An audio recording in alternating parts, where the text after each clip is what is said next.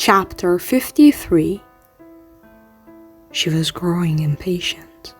Her hatred was burning a hole through her stomach, and it flared hotter every day that passed. Her fury burbled beneath the surface of her skin, often flaring in bouts of unexpected temper. Servants began to avoid her. The king dwindled into nothing more than a babbling idiot in her presence. All the members of the gentry that had doted on her after the wedding stopped making their calls. Kath despised court days the most. She was the queen, and she had envisioned her iron ward falling down on the people of Hearts. Laws would be executed, wrongdoers punished. Instead, she was trapped in a courtroom of absurdity and pandemonium. The jury, which had no purpose other than to squawk at one another and interrupt the proceeding, was made up of herons and badgers, kiwi birds and otters, and hedgehogs, and not one of them with a bit of sense. Not that it mattered, given the cases. A mouse who thought it was unfair that his brother had gotten a longer tail, a stork who thought it a species profiling that she was forced to be the kingdom's sole baby carrier, and so on and so forth. Court days were agony. Catherine spared a sympathetic look for Raven, who was perched on the rail that boxed in the thrones. His head was tucked between his neck feathers, his beak tight with disgust. The rabbit blew his trumpet, calling to the court the most noble Pygmalion Warthog, Duke of Tuscany, and Lady Margaret Merle, daughter of the Count and Countess of Crossroads. Kath lifted an eyebrow and watched as Margaret approached, her arm linked with the Duke's. They both appeared nervous. Margaret was wearing that stupid rosebud hat. They bowed. Margaret's eyes darted to Catherine before lowering again. "Good day," chirped the king, who looked extra absurd wearing an enormous powdered wig beneath his lopsided crown. "What is your request?" "Your Majesty," said the Duke, "we wish for you to marry us." A rustle of surprise flittered through the crowd. The king wobbled gleefully. "Oh, I love these ones." He plastered on his almost serious face and leaned forward, clearing his throat. "Is the lady under the jurisdiction of her father?" "I am, Your Majesty," said Margaret. "And what has he said to your request?" "He has blessed the union." "And for what reason do you wish to be married?" asked the king. The Duke smiled around his tusks. "Because we love each other." The king beamed. The crowd swooned. Kath rolled her eyes. "What does the lady say?" Margaret gripped the Duke's elbow and lifted her chin. Her eyes were glowing. With nerves, yes, but also joy. In that moment, she looked not just pretty, but nearly beautiful. "He speaks the truth. I have come to understand that Lord Warthog is the only man I could ever entrust the protection of my most champion integrity to. A man who upholds himself to the same rigorous standards which I deem to be of utmost value. And for this, I love him very much. We love each other very much." Catherine scoffed, but everyone ignored her.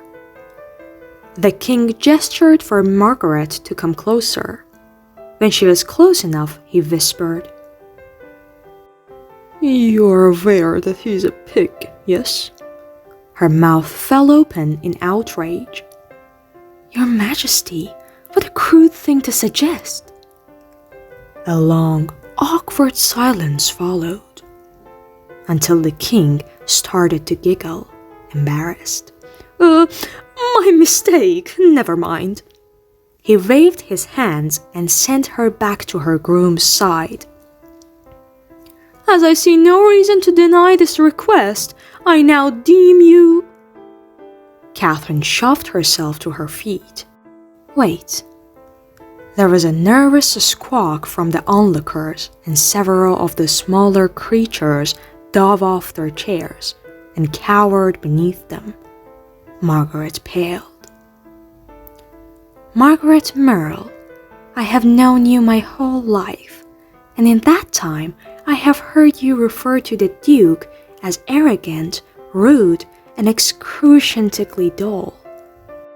Now you expect us to believe you wish to marry him, not for his wealth or his title, but because you claim to love him. Margaret gaped at her, cheeks blotchy with mortification. Kath leaned forward. Do you know what the moral of that is, Lady Merle? Lips thinning into a line, Margaret barely managed to shake her head. The moral of that, she inhaled sharply, is that you can't judge a book by its cover. Margaret said nothing for a long time, as if waiting for Kath to say more. Finally, she drew her brows together into an uncertain frown. All due respect, Your Majesty, but that sounds like nonsense. Oh, it is, said Catherine. I suppose what I mean to say is that you are well suited to each other. Margaret was still frowning, like she was waiting for Catherine to deny their marriage request. But when the audience cheered and Kath sat down again, a grin shifted over Margaret's face. She peered up at the Duke, and the look that passed between them was almost magical. Almost impossible. Catherine looked away while their marriage was granted. The couple rushed from the courtroom to vigorous applause, tripping over themselves in their glee. Catherine's shoulders slumped once they had gone. The celebration quieted and the creatures returned to their seats, though many were still beaming and congratulating one another over nothing. Kath noticed Raven watching her. What? She snapped. Raven started to shake his head, but stopped and puffed up his feathers. His voice was melancholy when he spoke, even more melancholy than usual. Once I was a lonely rook upon a distant shore, and I would murder for my queen so we might win a war. Now mine eyes see the heart that once we did search for, and I fear this heart shall be mended nevermore. Kath's nostrils flared. Your fears are correct. Such a heart can't be mended. I hope I won't be tasked with keeping such a useless artifact for much longer. The White Rabbit blew his horn, saving her from the bitter taste that was crawling up her throat. Next to the court is Sir Milton Monro. The doors at the end of the courtroom slammed open, letting in a gust of chilled air. An owl swooped in through the double doors, its wings spread to their full span as it glided down the aisle. 3 more silhouettes emerged in the doorway, a sleek red fox and a sly raccoon, each of them holding a chain that attached to a bedraggled figure between them. Kath's heart thumped. She didn't remember standing, but she was on her feet as the arrivals marched down the aisle. Her stomach twisted. her breaths came faster. When they reached the front of the courtroom, the creatures deposited their prisoner on the floor. He seemed smaller than Kath remembered, bruised and covered in mud. Fury throbbed inside her, filling the hollowness she'd grown accustomed to. Finally, Peter had been found. As one, his captors reached for their faces and shed their masks and skins, like Kath might shed a winter cloak. The three sisters stood before her, their small hands gripping Sir Peter's chains, their black eyes peering up at the Queen. "We had a bargain," said Tilly. "We made a deal," said Elsie. Lacey's pale lips stretched thin. "We have come to take our toll." What is this?" the king stammered, looking at the sisters like they were a nightmare turned real. "This is Sir Peter," Catherine answered. The name tasted like iron and filth. Peter snarled at her. Mr. Caterpillar, one of the jurors, blew out a ring of smoke that swirled around the sisters' hands. "And who," he asked, "are you?"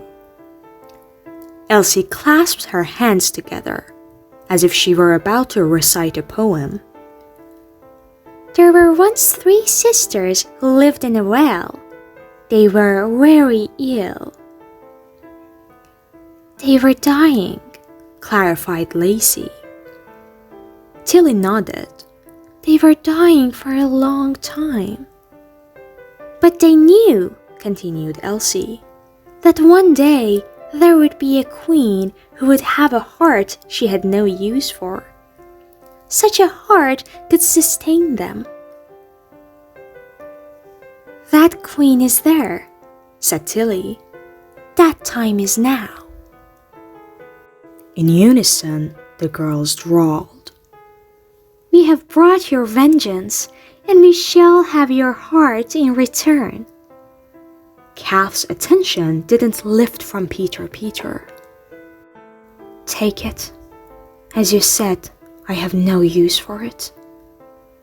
The sisters' wretched smiles glinted, and Lacey stepped forward, her long white hair swaying against her ankles. She pulled out a jagged knife from where Kath couldn't tell. Choking, the king pushed back his throne, putting more space between himself and the child. But Kath didn't move. She held Lacey's gaze and listened to the rush of blood in her ears. Lacey climbed up at Queen's box with the grace of a fox. She sat back on her heels, her bare, dirt-crusted toes curled around the wooden rail. Kath smelled the thistle on her skin. She raised the dagger and plunged it into Kath's chest. Catherine gasped, and though there were screams in the courtroom, she barely heard them over the cackle of the 3 sisters. Cold seeped into her from the blade, colder than anything she had ever known. It leached into her veins, crackling like winter ice on a frozen lake. It was so cold, it burned. Lacey pulled out the blade. A beating heart was skewered into its tip. It was broken, cut almost clean in half by a blackened fissure that was filled with dust and ash. "It has been bought and paid for," said the sister. Then she yipped and launched herself back to the courtroom floor. She was joined by her sisters, crackling and crowding around the queen's heart. A moment later, a fox, a raccoon, and an owl were skittering out the door, leaving behind the echo of victorious laughter.